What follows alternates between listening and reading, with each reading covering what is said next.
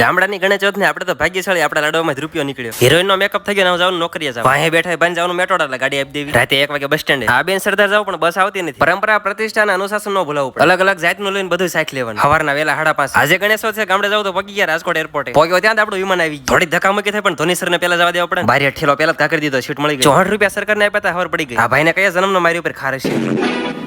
પાળી ઉતરી ગયા, મારું બોડી જવાનું પણ હવે સીમાં જાય. આ તો ભાટ કરતો આવ્યો. 18 વર્ષનો સગો 3 પડ્યા વાળો તગો.